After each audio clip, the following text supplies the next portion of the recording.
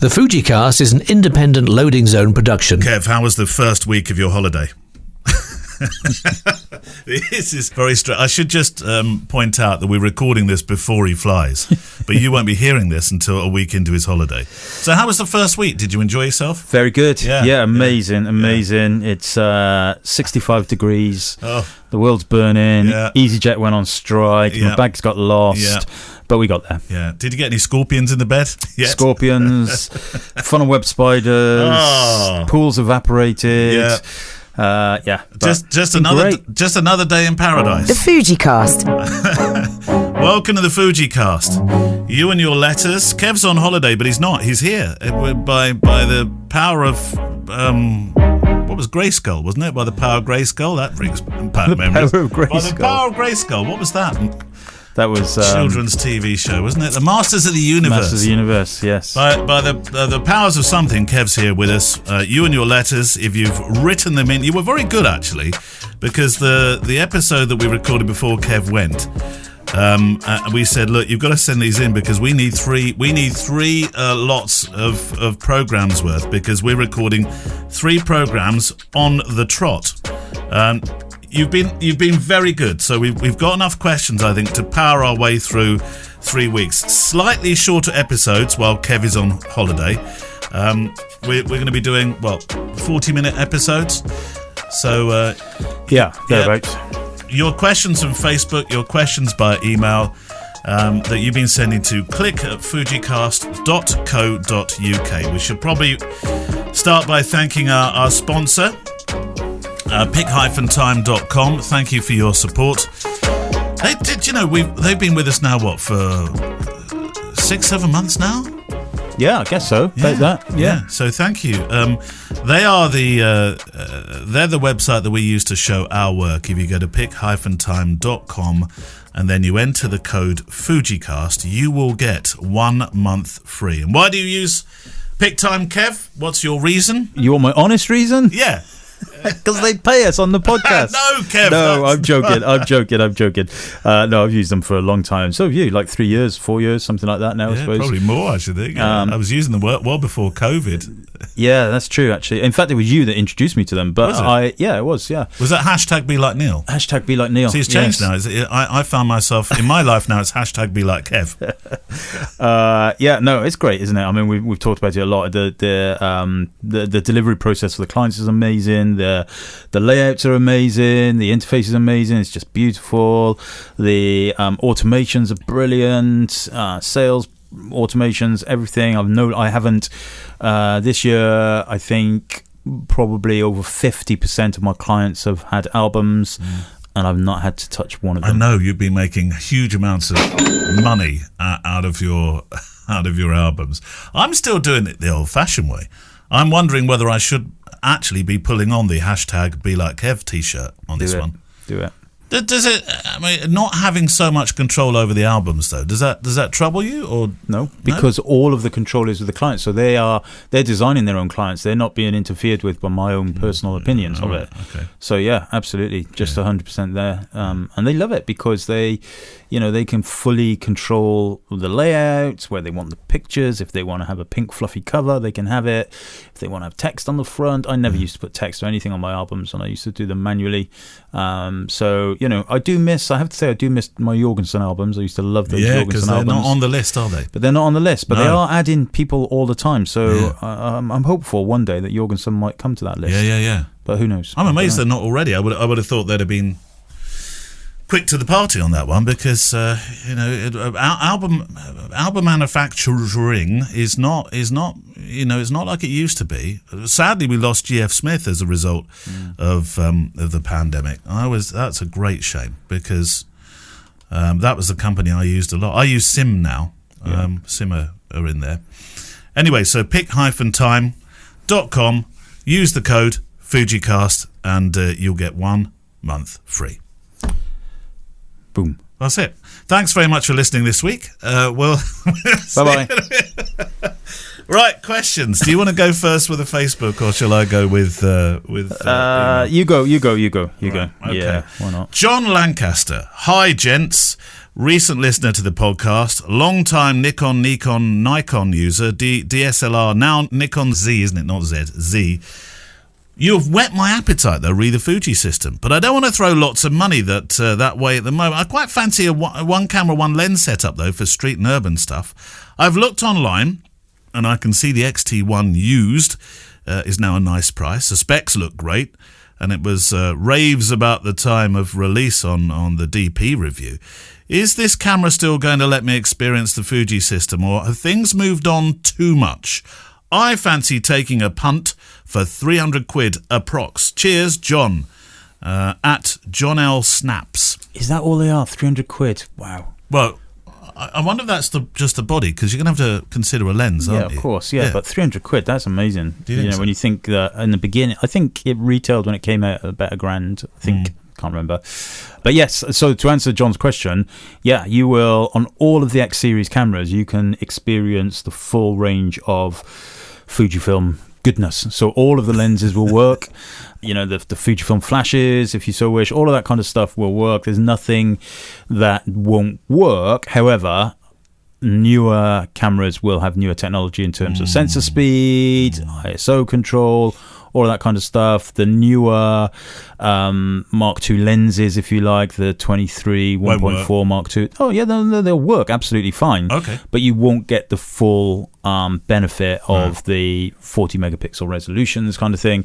But yes, absolutely they'll work. There's nothing that won't work. I mean, that what's the lens you stole off me? The 60mm, 1.4, 35mm, 1.4. What else have you got there? He's in the studio this week. He can look in my drawers. Look, they're in here, Kev. Look.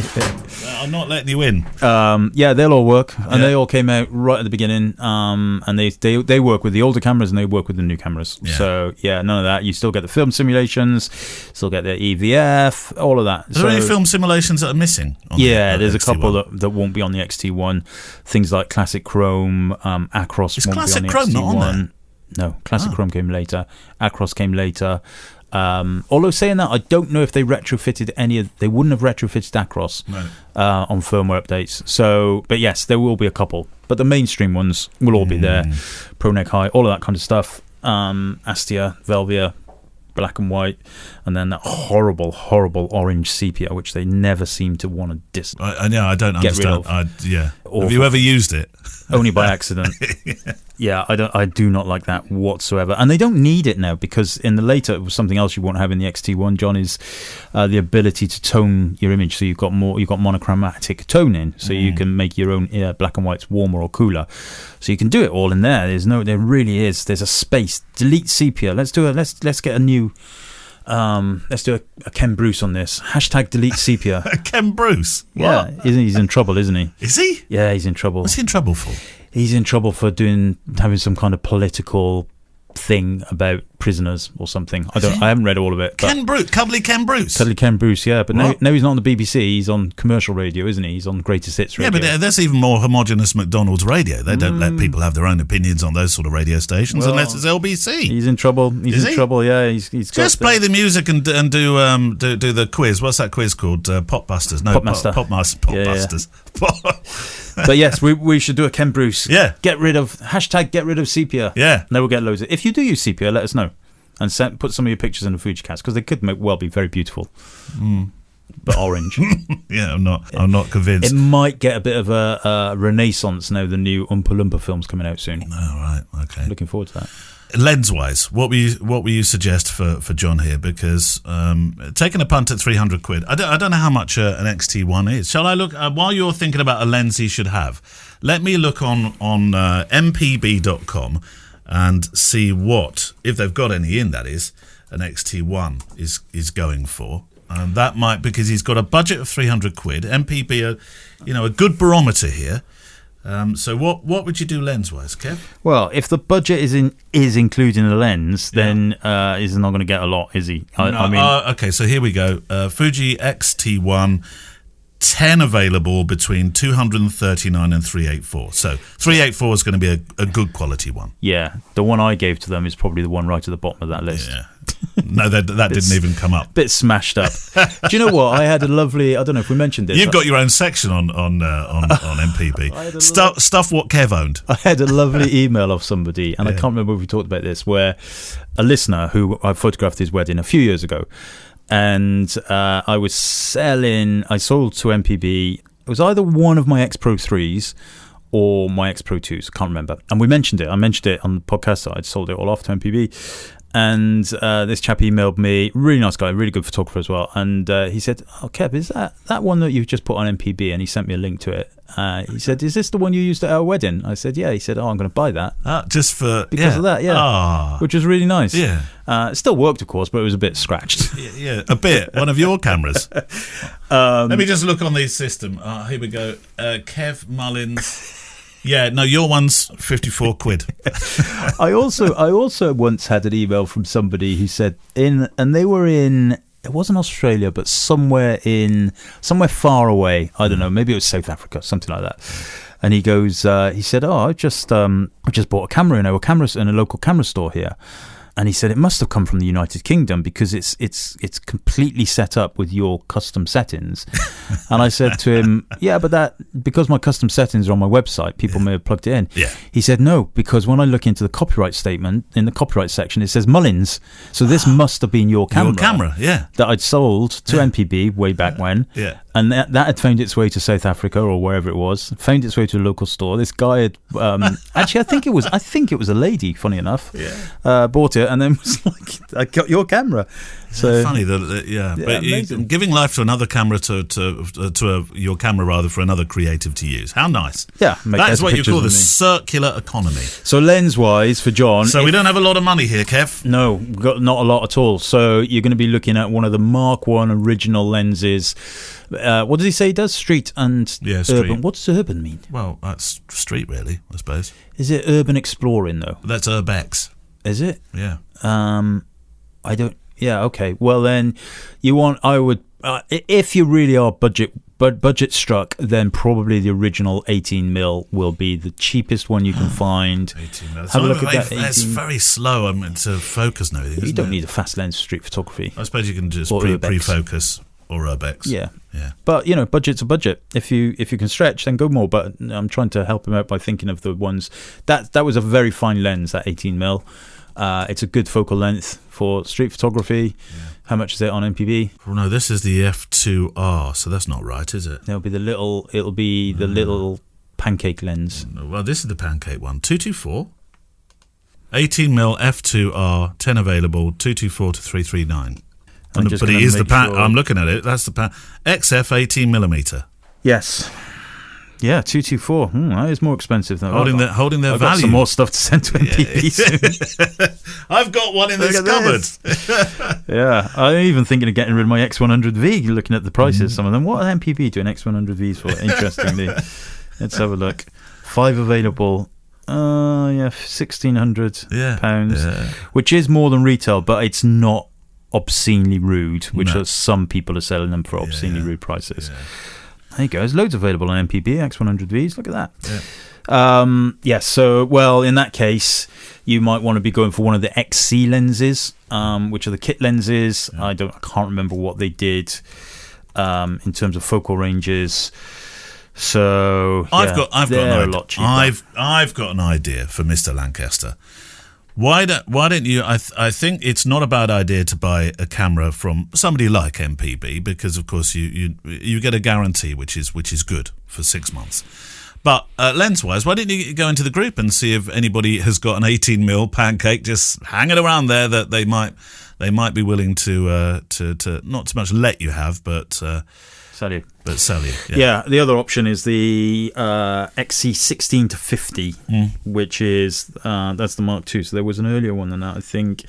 Anyway, that's about £150. That's a good price. Oh, well, there we go. That's that from MPB, and you'll get yourself your guarantee as well. The XC16 to 50 is £114, but I feel like that's the wrong lens for a street photographer.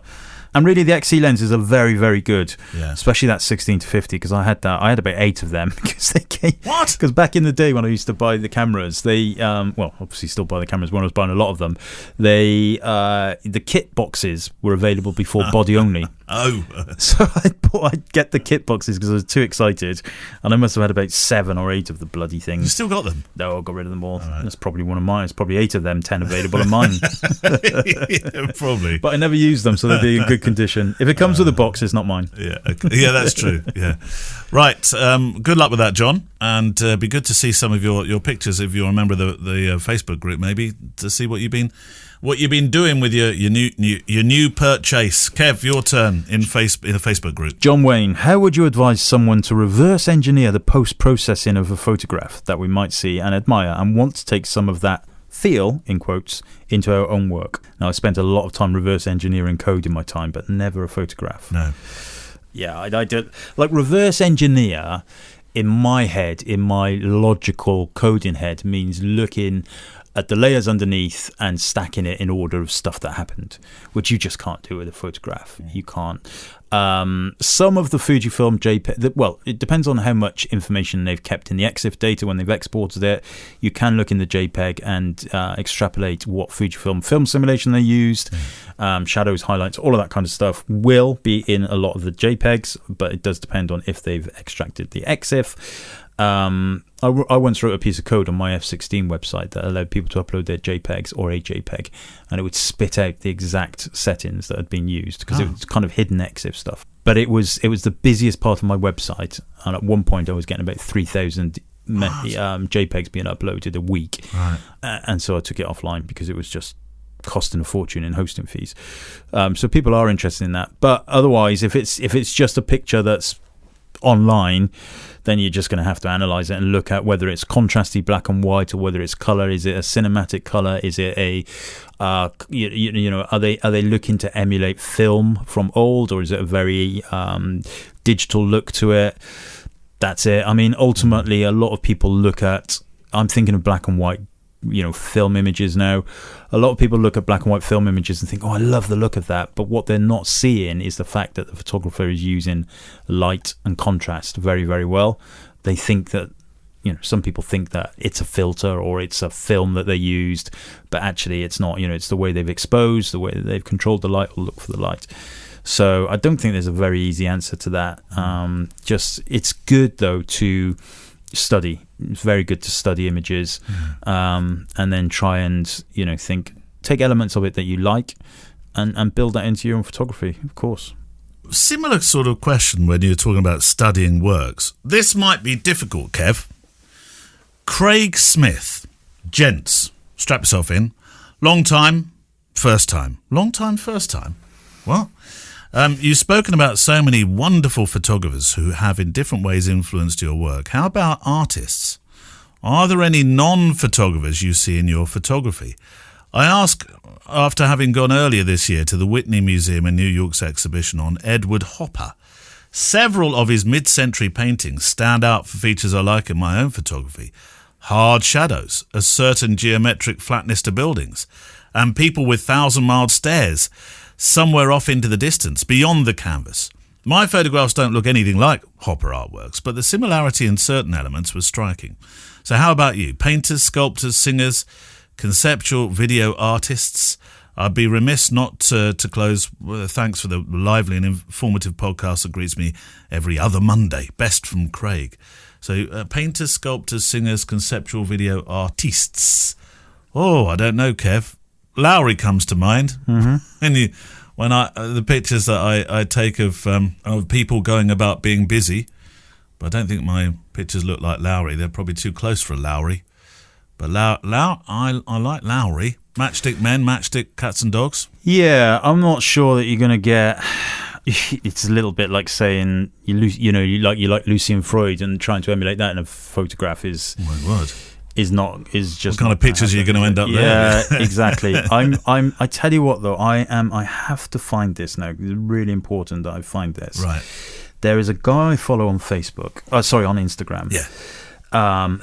And he's a painter, and he is absolutely amazing. Does he inspire you with your photography? He inspires me with portraits. Now Now, Gemma, who is an artist, who is a painter, doesn't particularly like it because she thinks it's too real. But what I love about his work is that it is it's one of these hyper-realist painters. Very realistic paintings, right? But he is using great light and great composition in his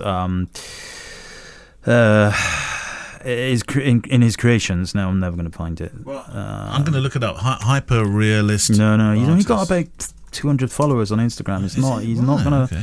He's not going to pop up. Hyperrealism is a genre of painting and sculpture resembling a high-resolution photograph. Hyperrealism is considered an advancement of the photorealism by methods used to create the resulting paintings or sculptures. That's what hyperrealism is. Yeah. Chuck Close, Robert Betchel, is that? Richard Estes, Audrey Flack. I'm probably saying some of these names All wrong. of those people probably are good to... Yeah. Got it. Found it. It's Ian Bourne Art. IANBOURNEART. Oh, look at that picture of Bowie. Look at that. But look at the one of Dave Grohl. Pencil work. Whew. Oh my word. It's phenomenal. Some of them are more painterly. The one of Clint Eastwood. Yes. Oh, I mean, it's excellent. It's brilliant. But that's more what I would say painterly. Muhammad Ali. That could be a photograph. Yeah. Some of them, depending on the medium he's using, depends on whether they look more photographic or not. These are extraordinary. It's phenomenal, isn't it? Absolutely phenomenal. I mean, Brian Ferry, look at that one. Anyway, I'm just going to say names now. Sorry. Scroll down. Yeah. Now, there's no name associated to this, so I don't know who it is. But the one I want you to look for is that one. With the shadow, the light dappling on her face. Have I gone? Oh no, here it is. I've got it. Yeah. Look at that. For a painting, that's phenomenal. But if it was a photograph, that can give you an idea. That kind of thing from a portrait point of view. Yeah.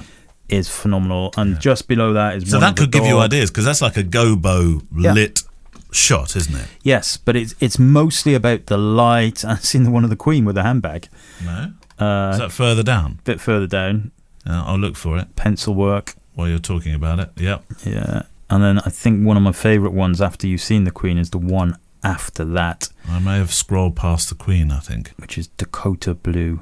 Right. Such a beautiful painting. And would be an incredible photo. So the point is here that you find inspiration in this for your portrait work. So in other words, the lighting. The Queen with the handbag. Yeah. Oh, beautiful. But look at the one after that, Dakota Blue. My word, yeah. So it's the lighting of this. Hey, I tell you what, you can do fairly good still lifes as well. Look at that glass. Yeah.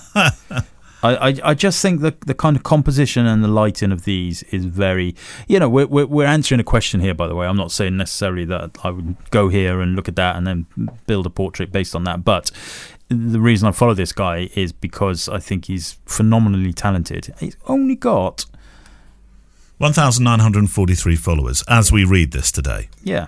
Yeah. Out of 659 posts, which is an extraordinary amount of posting. Usually, somebody with this skill, you might expect to have far more followers than that. For somebody as talented, yeah. Good Lord. I mean, my dad used to say, if you can play the piano, son, you will never be out of work.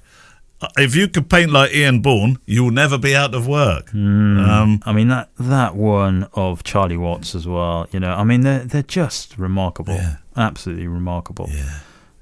Like you say, some of them are more painterly than others, but the ones that I'm really drawn to are the pencil work ones. I've been talking a lot with people of late about AI, and this would be the sort of thing where AI would really agitate me if I was Ian Bourne, because people will be doing hyper-realism, and he'll be saying, yeah, but I can paint that. I do that. That's my work. Maybe that's his raison d'etre. I don't know, but yes, I mean, there's a whole load in the news at the moment about AI, isn't it? And how there was a big article on the BBC about how you can identify if it's AI or not, which is worrying that they're having to do that. But yeah, I mean, let's not get onto that. I just think this is phenomenal. So Ian Bourne Art, Bourne with an E, so IANBOURNE. So his website is ianbourneart.com. Yeah. an active blog as well, so that's good. I'm going to dig into that at some point. Yeah. Well, I think we'll put the link on there. Oh, are we doing show pages while you're away on holiday, by the way? Yes, because I'm going to take my tablet. Oh, you are? Ooh. Yeah, I'm going to take... I thought you were taking nothing but your thongs and well, hardly anything else. Well, I wasn't, but then I thought, actually, it probably makes sense, because I like just answering emails on my phone and stuff is a bit tricky, so I will take my tablet. So yes, we will still be doing that, although it might be a little bit delayed and the words might be a bit badly spelled. It depends how many cevezas Kev has had that particular morning, but okay. This certainly will be a link on there. So Ian Bourne Art. If you're able to remember this, Instagram.com/Ian, or if you're doing it actually as obviously an @ Ian Bourne Bourne art, all one word. Indeed. Fantastic. Boom. Was it your go, or no, it is your go, Facebook, from Facebook? Yes. Okay, Michael William Taylor says, "Hi Kevin, hi Neil, I love your podcast, yada yada yada yada yada. It reminds me of chatting with my friends." There we go. Kevin, I just read a blog post on Scott Kelby's blogs. Did we do this one? No, we didn't. Don't know. I don't remember you saying Scott Kelby's blog. We did have a question about maybe there was Scott one Kelby. similar, I think. Okay, right. Kevin, I just read the blog post you wrote on Scott Kelby's blog several years ago and was excited to hear about your pathway into photography. I'd just like to say, by the way, the year that I put my blog post on Scott Kelby, it was his most commented and viewed blog post of the entire year. On Scott Kelby's? Yeah, of that particular year. Well, more than anything Scott's done? Yeah, on that year. Yeah, he sent me an email at the end of the year and just said, just so you know. Anyway, there you go. He never had you on as a guest. No, he didn't. Hey? No. He missed a trick. What was that show he did? The Grid. It was called The Grid, wasn't it? It was good. Yeah. Actually, yeah. Yeah. Big Bert Stefani. Maybe he still does it. Yeah. Hurdy gurdy gurdy gurdy, I'm Bert. That's not Bert. It is. I'm looking at a similar pathway and it's terrifying. I am an educator and have been a photographer for 15 years, playing and experimenting. I'm giving myself 18 months to see if I can have a go and make the business end work. A friend of mine suggested that I create some goals for months 0 to 18, e.g. book 1 client. Book 2 clients, get paid, get a business license, book enough clients that I have to take days off work to, well, work. When you jumped in, did you give yourself any markers or goals along the way, or did you really just jump in? Where's he from, by the way? I don't know, but the fact that he says he needs a business license would imply America. Yeah, okay. They need a business license. That's weird, isn't it? I'd never ever considered that you would need a business license to start a business. Yeah. It's just not the way it works. I'm assuming in the United States. Okay, but rewind then. What did you say on Scott Kelby about your... Can you remember? I mean, it's a few years ago, but roughly what was the trajectory that you were talking about? Well, I just recalled the story of what I did, which was, I was working in IT. I was travelling back and forth London a lot. Didn't like it. And then I was never a photographer, as we all know, so I just decided to do that. And I often joke that it's a good job. I was reading the magazine on the train and I saw these black and white wedding pictures. Oh, Jeff Ascoff's work. Yeah. And I often joke that it's a good job that it wasn't a chiropody page I was reading.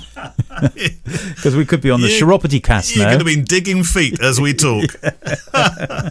There's maybe a chiropodist listening right now, but of all the jobs, I can't understand why your vocational calling might be, I know I need to deal with some real foot fungus in my life. And the latest question this week is from George, who wants to know how to deal with a damaged toenail cuticle. One that's coming off and all yellow.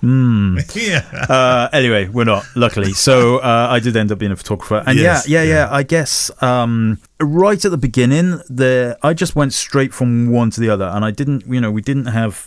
I wasn't made redundant or anything. I had no money in the bank. I had to go from earning from what I was to earning from where I was going. Your story is very similar to mine then. In that respect. Rosa had just been born or was just about to be born. Yeah. So Gemma wasn't working. So there we were with Jack, same sort of thing. Yeah.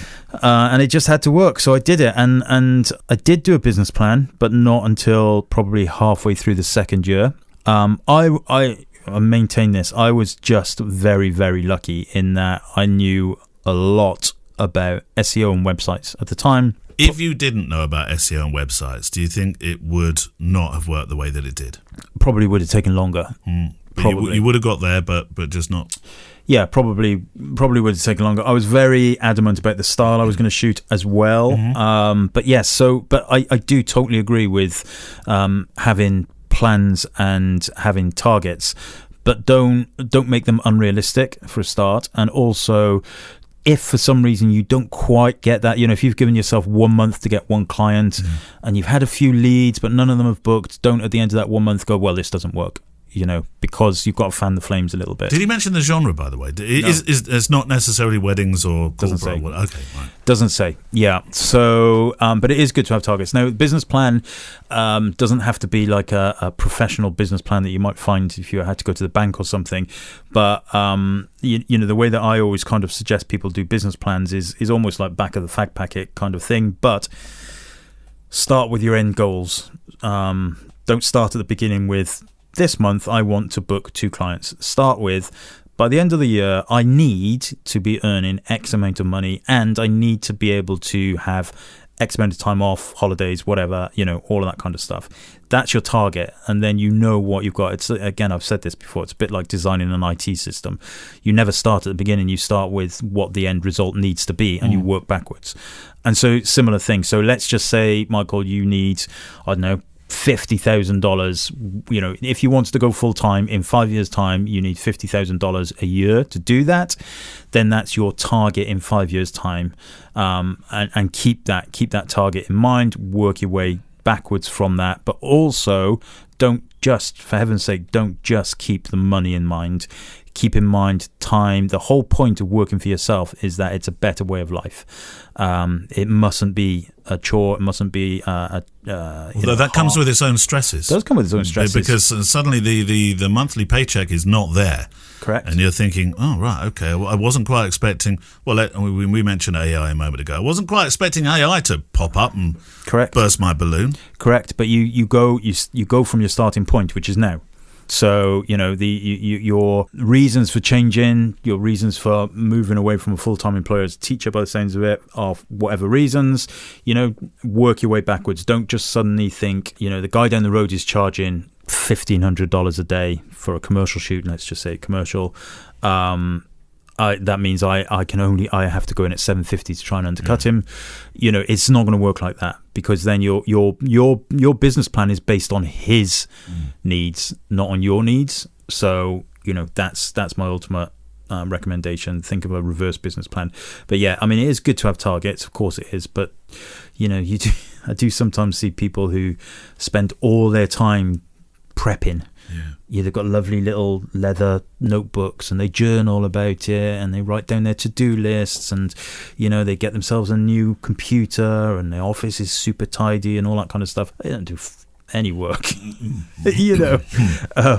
And sometimes you just got to get your elbows wet. What about timing here? You did mention you were lucky. I mean, obviously, there's a lot of hard work. The luck was the knowledge that you had earned through being in an industry beforehand. So that's not necessarily luck.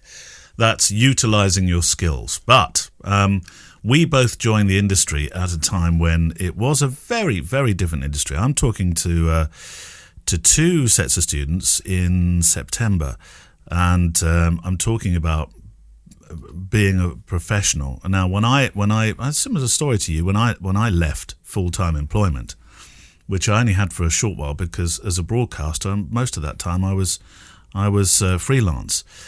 But I left because I couldn't stand the stress of the particular boss I was working with.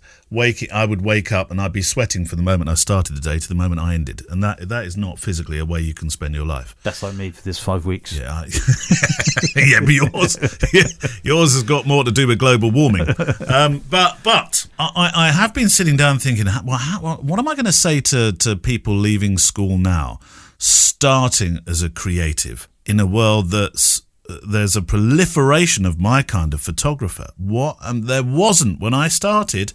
There weren't as many photographers doing what we do now.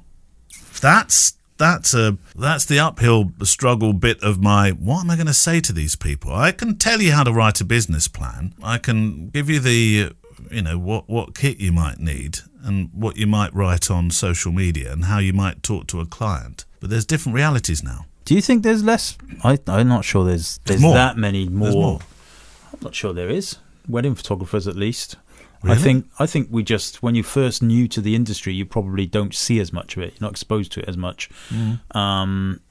Maybe there is, but I suppose there's no way of knowing, really, is there? We were on the back of film, not, had only been, digital had only really been used for weddings for just a few years when we got on it. And then originally, the pictures you were watching of Jeff Ascoff's images in that magazine, I bet you there were a fair few film ones in there. Oh, I would imagine they were all film. Yeah. No, I get that. But, if I think back to like those SWPP conventions right at the beginning and stuff, they were packed. Oh, they were, yeah. Packed to the rafters of wedding photographers. Yes, some of them still around, some of them not. But anyway, there's no way of metricizing that, is there? So we don't know who's right or who's wrong. But I don't feel like...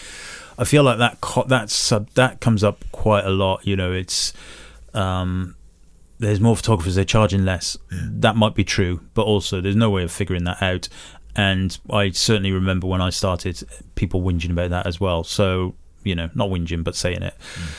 So who knows? But yeah, I mean, it's a good point about what would you say to people who are starting out. I think as long as it's a passion and as long as you do it on your own terms, whether that's a stylistic term or hours you work, etc.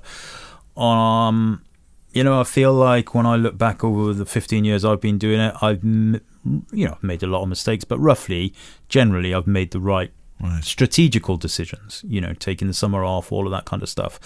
Put a lot of bloody hard work into it, of course I have, but I think that, just getting on a treadmill and running is not something. That's what I used to do when I was in IT. It's what you used to do when you're in broadcasting. And if it feels like that, then you need to get a new hamster. Hashtag get a new hamster. Yeah, good advice. I think, Kev, in terms of our slightly shorter episodes over the summer, that's it for this week. See. Yeah, see. Muchas gracias. Yeah. Do you know any others? Any more lingo that you could give us? Quisiera dos cervezas, por favor. But yeah. That is really it, isn't it? Pretty much. The first thing I learned when I lived in Lanzarote for just I lived in Lanzarote for a year, and the first word I felt I had to learn, because otherwise I wasn't going to get around very easily, was lleno, por favor, which was fill her up. And that was it. Before I learned about beer, I just thought I'd better have that one because I need to fill my car up with fuel. Yeah. At a time when, I don't know, Spain, the Canary Islands, they seem to have petrol pump attendants. They still have them. They still have them where we go. Do they? Yeah, absolutely. Don't touch my pump. But, right. Now, usually at this stage, I would say make sure you write in with your questions, which I would still like to say to you because it's important for when Kev returns. But I suppose it's a bit irrelevant as to the questions that will appear over the next couple of weeks. So do keep sending them in to the Facebook group. Kev will be looking at those while he's on a sun lounger with his Doth Ceveza. How many do you get through in a day, Kev? Hundreds. No, actually, because Gemma's coming out a bit later, I'll be. Me and Albie have got some plans. Well, you've got chores as well, haven't you? You've got stuff you need. Yeah, I think you've got to repaint the wall around the whole of the compound or something. Compound? Well, isn't that what they call it? Compound in Spain, isn't it? Are they compound? No, they're compounds. This is Baghdad. No, compounds is well, in Africa you have a compound. It's a cortigo. A cortigo. Which is basically isn't that a full country house? I've got a Cortigo Mark II. Yeah. Right, so enough of this nonsense. Send your questions in to click@fujicast.co.uk or send them in via the Facebook group, and we will see you in a couple of weeks' time. Bye-bye. Adios. The Fujicast is an independent loading zone production. Email the show with your questions and words of wisdom to click@fujicast.co.uk. Email any complaints and political nonsense to our wives, who will deal with your comments in their own good time and in their own good way.